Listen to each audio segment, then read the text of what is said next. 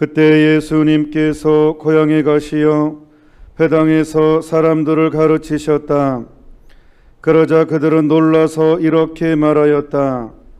저 사람이 어디서 저런 지혜와 기적의 힘을 얻었을까? 저 사람은 목수의 아들이 아닌가? 그의 어머니는 마리아라고 하지 않나? 그리고 그의 형제들은 야고보, 요셉, 시몬, 유다가 아닌가? 그의 너희들도 모두 우리와 함께 살고 있지 않는가? 그런데 저 사람이 어디서 저 모든 것을 얻었지? 그러면서 그들은 그분을 못마땅하게 여겼다. 그러자 예수님께서 그들에게 이르셨다. 애언자는 어디에서나 존경받지만 고향과 집안에서만은 존경받지 못한다. 그리고 그들이 믿지 않으므로 그곳에서는 기적을 많이 일으키지 않으셨다. 주님의 말씀입니다. 그리스도님 참여합니다. 온풍기 이것 좀 꺼주세요. 앞에만. 네.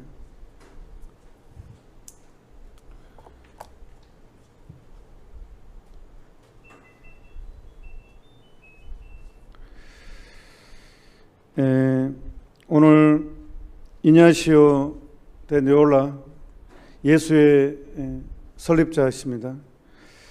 이분이 이제 16세기 종교개혁이 일어날 즈음에 가톨릭 교회의 무너짐을 정말 온몸으로 막은 위대한 성인이시죠.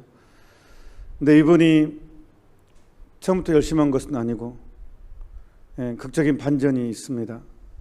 원래 이분이 10대 때인가 말에 궁중에 불려가요. 집안이 이제 귀족 가문입니다. 성주의 아들입니다. 영주, 그 지역 영주의 아들입니다. 영주. 근데 좀 능력이 좀 출중했나 봐요. 그때 그 영주의 가문이 좀 나름 이름이 있었나 봐요. 그래서 궁중으로 스페인 그쪽 국왕의 궁중에서 하나 직책을 얻고 오랫동안 궁중 생활을 합니다. 국가 최고 권력 안에 들어가서 사는 거죠. 우리식으로만 청와대에 들어가서 나름 온갖 이제 궁중 생활하면 그때는 뭐 지금하고 비교도 안 되죠. 왕의 정권을 쥔 왕의 권력을 직접 봤을 거 아니에요. 그러니까 인간의 힘에 대해서 이 온갖 잔치와 권력과 뭐 이렇게 어떤 인간의 삶의 유희를 굉장히 오랫동안 봐왔죠. 그러다가 이제 전쟁이 일어났습니다. 이웃나라하고. 근데 이니고라고 불렀어요. 그때 열심히 끝까지 싸우다가 큰 부상을 입었습니다. 그래서 결국은 이제 끝까지 싸우다가 결국 항복을 하고 이제 할 수 없이 이제 대장 항복을 해가지고 이제 집으로 왔습니다. 그래서 이제 방에서 치료를 하는데 거기 사경을 헤매게 됩니다. 그러니까 사람이 성인들 중에 또 일반인 중에서 열심히 한 사람을 보면 이 죽음 체험이 굉장히 큰 것 같아요. 이 죽음을까지 가는데 극적으로 이제 해보게 되고 그때 이제 병실 생활하면서 그리스도 생애라는 책인가 있습니다. 그 생애 그 책을 읽고 사람이 완전히 회심을 하게 됩니다. 완전히 죽음을 이제 극도의 육체적인 고통과 정신적인 약함과 죽음을 체험하고 극도의 그 무력감, 궁중생활을 했던 왕의 권력을 체험했던 이니고는 인간이 진짜 별거 아니라는 것, 인간이 진짜 별거 아니라는 것을 뼈저리게, 정말 뼈저리게 체험하게 되죠. 내 죽음 앞에서 아무것도 다 필요 없잖아요. 그리고 인간이 얼마나 허약한지. 이제 극적으로 이제 살아나면서 이제 완전히 회심을 하게 되죠.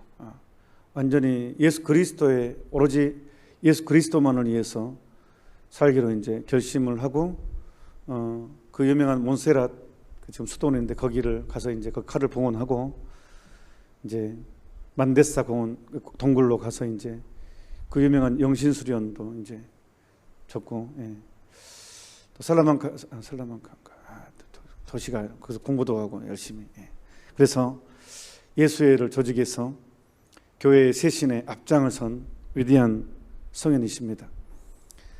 제가 말씀드리고 싶은 것은 교회 혼란기 때는 원칙을 지킨 사람이 항상 중요했습니다. 교회 세신이라는 것은 경영수완이 아닙니다.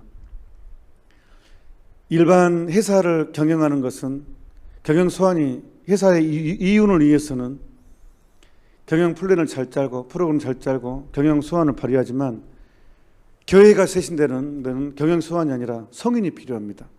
그러니까 원칙을 지키는, 있는 그대로 복음을 합리화하지 않고 복음을 있는 그대로 지키는 이 성인 때문에 교회는 세신됩니다. 교회 세신은 경영수완이 아니라는 거예요. 프로그램을 잘 짜서 하는 문제가 아니라는 것입니다. 복음을 있는 그대로 실천하는 그 힘. 이냐시오 데 로라는 완전히 자신의 죽음을 체험을 통해서 완벽하게 이 인생이 헛되고 헛되다, 세상 만사 헛되다는 것을 완벽하게 받아들였기 때문에 그 헛됨 안에 예수님이 들어갔습니다. 오늘 자연스럽게 이것과 함께 이 내용을 말하지 않을 수가 없습니다. 오늘 파수나즘 일기의 내용에는요, 207페이지 284강 바로 위에 위에 어떤 사람이라도 위대한 성인이 될 수 있습니다. 성령 일기 내용이에요. 이거는 어떠한 사람이라도 위대한 성인이 될 수 있습니다.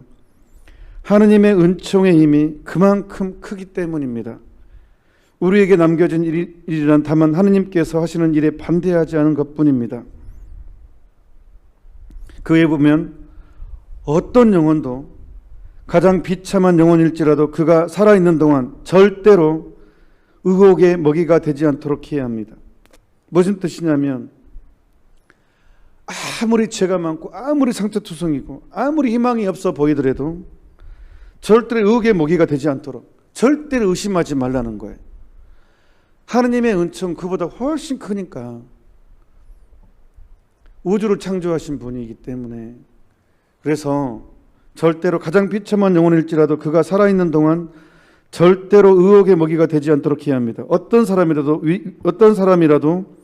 위대한 성인이 될 수 있습니다. 하느님의 은총의 힘이 그만큼 크기 때문입니다. 오늘 이게 283항 일기 내용입니다. 여러분, 이냐시오 데 니올라는 어쩌면 우리보다 더 권력을 많이 알고 노는 것을 아는 사람일지 모릅니다. 그런데 그가 참으로 인생의 허무함을 깊이 느꼈기 때문에 그 안에 예수님을 완벽하게 채웠듯이 우리도 이 성인 축일을 맞이해서 새롭게 인생이 얼마나 헛된 것인지, 인생 별거 아니라는 감각을 다시 한번 내 가슴에 담고 원칙을 지키자는 것. 이 신앙의 쇄신은, 교회의 쇄신이라는 것은 경영수완이 아니고 복음을 합리화하지 않고 원칙을 지켜나갈 때, 있는 그대로를 받아들이고 실천하는 나갈 때 다시 교회는 쇄신됩니다.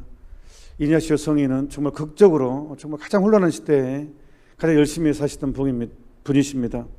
그런데 교황님, 이제 은퇴하신 베네딕토 16세 교황님 표현에 의하면 신앙교류성 장관할 때 이런 표현을 했습니다. 지금은 정신적인 산사태를 겪고 있다고. 2000년 가톨릭 역사에 지금처럼 위기인 적은 없었다. 3세기, 12세기, 16세기 교회의 2000년 역사에 큰 위기가 있었지만 지금의 위기는 그 어떤 위기 못지않게 크고 비교도 안 될 만큼 크다. 거의 믿음의 위기, 정신적인 산사태를 겪고 있다고 그렇게 진단을 했습니다. 신앙교류성 장관이실 때. 벌써 그 말 하신 지 20년이 지난 것 같습니다. 지금은 어쩌겠습니까? 지금은 참으로 믿음의 위기입니다.